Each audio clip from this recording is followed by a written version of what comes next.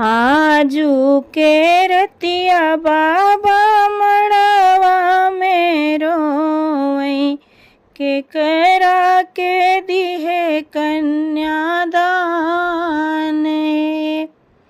आजू के रतिया बाबा मड़वा में रोवई के करा के दिहे कन्यादान। आजू के रतिया अम्मा मड़वा में रोवली कैसे करी धियवा के दान।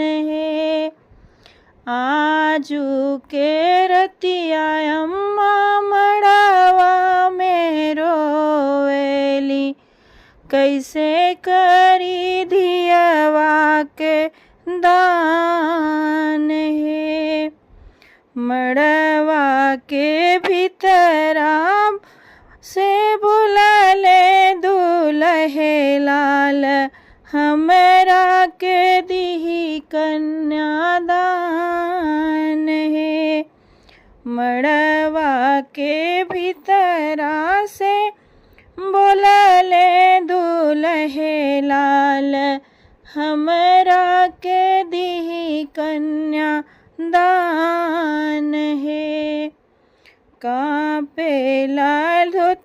कापेला पोथिया हो कापे की तबिया कापेला कुल परिवार। कापेला पोथिया हो कापे की तबिया कापेला कुल परिवार।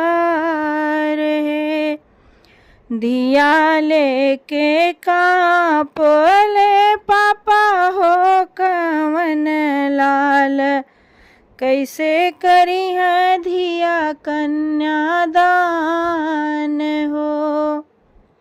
दिया लेके कापले पापा हो कवन लाल कैसे करी है धिया कन्यादान हो।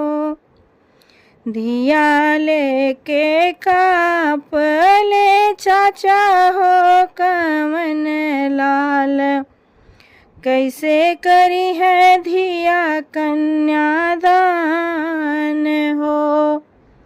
दिया लेके कापले चाचा हो कवन लाल कैसे करी है धिया कन्यादान हो।